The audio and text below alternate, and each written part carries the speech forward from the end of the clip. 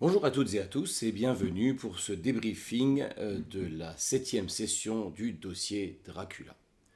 Alors aujourd'hui on va parler un petit peu du système Gumshoe et de voir un petit peu ce qu'il apporte dans cette campagne. Le système Gumshoe, il a pour moi trois avantages. Le premier, c'est de parler de l'enquête, de traiter l'enquête et d'éviter les jets de dés qui permettent de trouver des indices. C'est-à-dire que les indices, comme on l'a dit lors de la dernière vidéo, les indices, les personnages vont les trouver. Ce qui nous intéresse, c'est ce qu'ils vont faire avec. Donc il n'y a pas de jet de dés à réussir pour trouver l'indice. Il faut juste qu'ils soient au bon endroit et qu'ils activent une compétence qui permette de trouver l'indice. Donc ça, c'est un premier avantage du système Gumshoe. Deuxième point, le système Gumshoe, par ses dépenses de points, va permettre de gérer le spot entre les différentes personnes. C'est-à-dire que à partir du moment où l'un n'a plus de points, ça va être à un autre personnage de prendre le relais et donc du coup de faire une action et d'être sur le devant de la scène. Donc ça permet de gérer un peu la lumière qu'on va mettre sur chacun des personnages. Le troisième intérêt du système Gumshoe, c'est de mettre ce que j'appelle une pression un peu de hit and run. C'est-à-dire que l'idée, c'est de venir frapper un grand coup et de s'enfuir, de se cacher, de recharger ses ressources et de retourner ensuite à l'assaut. Donc de mener une sorte de guérilla comme ça au fur et à mesure avec l'ennemi. Donc voilà, donc ça repose beaucoup sur un principe d'attrition. Donc ça veut dire qu'il faut trouver le bon équilibre sur quand est-ce qu'on va demander des dépenses de points, quand est-ce qu'on va demander un jet de dés, ou comment on va gérer aussi les niveaux de difficulté pour que les joueurs soient quand même amenés à puiser dans les ressources et qu'il y ait une sorte de pression qui s'exerce sur eux avec ça, pour que aussi on puisse passer d'un joueur à l'autre, pour que chaque joueur ait la possibilité d'utiliser ses capacités, de les mettre en avant, d'être sur le devant de la scène à un moment donné. Donc voilà, donc à partir du moment où si tous les personnages ont trop de points encore en réserve, on perd ces côtés-là. C'est pour ça que j'avais un problème aussi avec l'XP qui s'accumulait, hein. Je donne 2 points d'XP à chaque séance. Et là, les joueurs ne les dépensaient pas. Ils n'achetaient pas, ils n'investissaient pas dans les compétences. Donc, avant la session dernière, j'ai demandé aux joueurs de dépenser une grande partie des points qui étaient en réserve et de n'en garder que quelques-uns, deux ou trois au maximum, pour pouvoir les dépenser si besoin. Parce qu'effectivement, ça avait créé une sorte de réserve. Certains avaient jusqu'à 8 ou 9 points de réserve. Ça créait une sorte de réserve joker qui pouvait dépenser comme ils voulaient. Et là, on perdait complètement tout l'intérêt du système, c'est-à-dire donc de jouer sur l'attrition, la pression, le spot, etc. Tout ça, on le perdait. Donc voilà, donc ça, j'ai demandé à ce qu'ils dépensent et qu'ils investissent leurs points, quitte à en garder quand même, se garder une petite sécurité justement pour permettre certaines actions par moment. Ce système, il permet aussi le fait de pouvoir récupérer des infos. C'est pas toujours facile de justifier aussi comment certains personnages ont accès à certaines infos, surtout quand ils dépensent des points d'XP et que soudain ils se révèlent avoir des compétences qu'ils n'avaient pas avant. Donc là, le système de jeu part du principe qu'en gros, ils avaient ces compétences avant, mais ils ne les avaient juste pas révélées. Donc c'est un peu délicat dans certains moments, par exemple sur la connaissance des langues, où on a déjà vu que certains personnages ne maîtrisaient pas certaines langues, donc ça pouvait être un peu curieux dans d'autres, sur certains aspects. Euh, Au niveau donc de ce système de dépenses de points, donc pour justifier aussi le fait d'avoir certaines informations, on peut faire appel à une sorte de mécanisme de retcon ou de souvenir, c'est-à-dire on revient un petit peu en arrière et on explique comment le personnage a pu acquérir telle information. Donc c'est ce que j'ai proposé à Mas avec son personnage de Yonut, hein, pour lui donner quelques informations supplémentaires sur la scholomance, puisqu'il a quand même investi des points en vampirologie, il a investi des points en occultisme, et pour que ça passe un petit peu dans l'esprit du personnage, on avait décidé un peu avant que ces connaissances, il les tenait de sa famille. Donc plutôt que lui faire jouer, donc de lui donner les informations et qu'il les transmette. On a joué cette petite scène de souvenirs d'enfance qui permet de faire passer quelques informations et qui me permet aussi d'installer un peu plus aussi la relation avec sa sœur, commencer à poser le personnage, de l'introduire d'une façon un peu plus vivante que simplement dans un background. Donc là, c'était le rôle un peu de cette séquence d'ouverture avec le souvenir de Yonut, hein, faire passer des informations et donner un petit peu vie à ce PNJ, qui a quand même une certaine importance. Alors justement, là, on a quelque chose qui est assez chouette, c'est que les différents joueurs investissent bien les motivations de leurs personnages. Hein, je rappelle, on a Yonut qui a une motivation de mystère et il cherche à retrouver un petit peu ce qui s'est passé pour sa sœur, mais aussi de comprendre un petit peu le mystère qui entoure sa famille, dans quoi ils sont impliqués. Hein, c'est un peu ça qui le motive. On a, Madison qui cherche à exterminer les vampires, hein, qui est dans une sorte de vengeance, qui veut les tuer.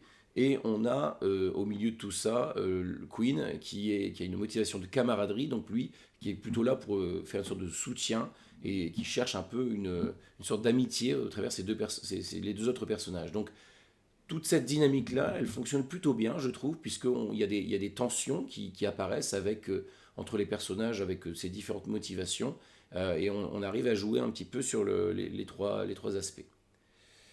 Donc voilà, donc au niveau du système, voilà, il y a des choses qui sont assez intéressantes dans ce système, hein. Alors ce qui est délicat, je trouve, c'est que la recharge des points, elle est souvent indiquée, on dit, voilà, il faut redonner tous les points, notamment d'investigation, à la fin d'un scénario.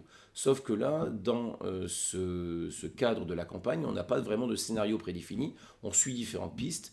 Donc j'essaie de faire un peu au jugé, de voir à peu près à quel moment, hein, j'avais dit que c'était toutes les 2 séances, mais je me rends compte que si je fais ça, ça va être trop, ça va pas bien fonctionner. Donc j'essaie de sentir à quel moment je peux redonner l'ensemble des ressources des personnages, notamment en investigation. J'essaie quand même de leur redonner régulièrement pour qu'ils puissent avoir des billes pour agir et se lancer dans l'action, qu'ils ne se sentent pas trop restreints. Donc il y a vraiment une balance à trouver entre euh, les amener à puiser dans les ressources, à jouer sur cette attrition et quand est-ce qu'on recherche tout ça pour qu'ils puissent quand même avoir le sentiment de pouvoir agir et que ça fonctionne. Donc voilà un petit peu pour ce côté un peu sur le système. Là, ils ont suivi donc la piste, ils ont décidé de suivre le personnage de la garde de fer. Donc toute cette intrigue sur la garde de fer, ici sur Sibiu, elle n'est pas forcément très détaillée, hein. Il n'y a pas vraiment d'éléments dans le livret de campagne. Moi, ce que j'utilise à ce moment-là, c'est ma conspiramide. C'est-à-dire que j'avais décidé que la garde de fer était liée à certains personnages un peu au-dessus dans ma conspiramide. Donc là, le personnage de Séraphim les amène vers la suite de la conspiramide, hein, où ils vont pouvoir avoir de nouvelles révélations, de nouveaux indices pour pouvoir continuer à progresser et à découvrir un peu mieux ce qui se passe autour d'eux. Donc là, c'est l'utilisation de la conspiramide. Ce que j'utilise aussi du livre, c'est le personnage de Billy Harker. Billy Harker, c'est ce qu'on appelle un personnage de legacy, donc une héritière des chasseurs originaux qui sont dans le livre. Donc il y en a plusieurs qui sont proposés et il y a des recommandations sur le fait de les utiliser, ces legacy. Il y en a qui sont proposés pour chacun des personnages du roman, hein.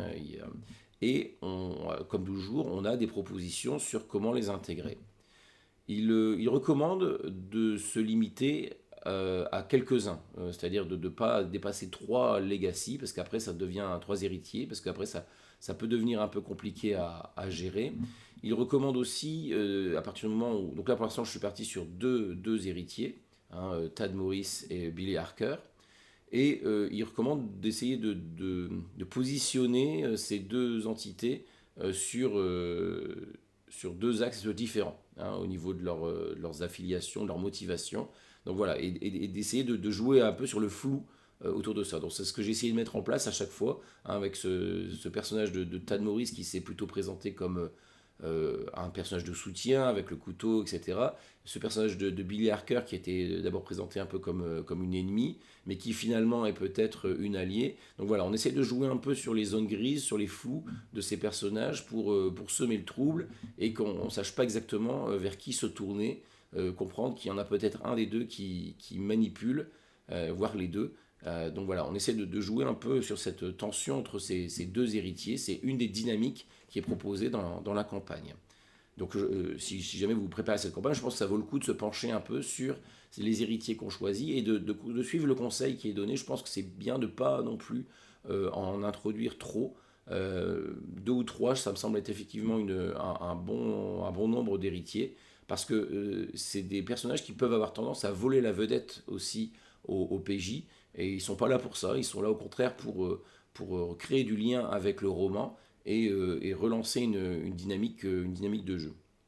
Donc voilà pour ce personnage de Billy Harker dont on va peut-être découvrir davantage dans la suite de la campagne.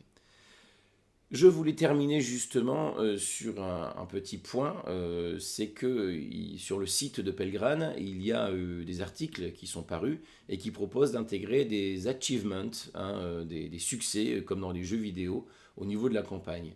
Donc là, je les utilise, hein, donc il y a des achievements qui sont un peu prévus directement pour les joueurs, si vous voulez. Et puis il y a des achievements qui sont réservés aux réalisateurs, hein, le meneur de jeu, qui sont un peu secrets et qu'on dévoile au fur et à mesure. Là, j'ai choisi de ne pas communiquer la liste d'achievements de base aux joueurs, juste de leur donner au fur et à mesure. Je trouve que c'est un petit détail qui est rigolo, de leur faire découvrir au fur et à mesure les achievements qu'ils ont pu remplir.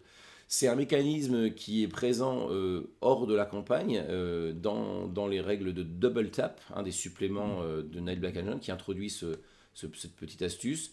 J'ai pas choisi de rajouter les achievements de double tap pour pas surcharger, je veux pas en faire non plus quelque chose de très important. Et dans double tap, il donne aussi un effet technique aux achievements, j'ai pas voulu non plus introduire ça, je suis resté vraiment sur une dimension très gaming, un petit peu très jeu vidéo de ça. Donc je vous les montre. Alors, les voici. Donc il y a, pour l'instant, ils ont déverrouillé lanceur d'alerte, pardon. Donc ils ont localisé et interrogé Hopkins. Ils ont déverrouillé Je suis ébloui par tant de lumière. Ils ont lu l'intégralité du Dracula Unredacted et toutes les annotations et ils ont choisi une piste à partir de ça. Hein, donc là, en l'occurrence, pour l'instant, donc il y a Cryoban et Nefal qui ont vraiment lu l'intégralité du dossier. Hein, Mas continue à naviguer dedans par des mots-clés. Et enfin, ils ont déverrouillé un troisième succès, lien du sang, hein, identifier un héritier. Donc voilà un petit peu pour ces achievements, ces succès qu'ils ont déverrouillés. Voilà, ben c'est tout pour cette fois-ci. Je vous donne rendez-vous très bientôt pour la suite de cette campagne. Personnellement, j'étais très, très content de cette session 7. J'ai l'impression que les joueurs également. Et je pense qu'on a tous hâte de voir comment ça va continuer. Donc à très bientôt.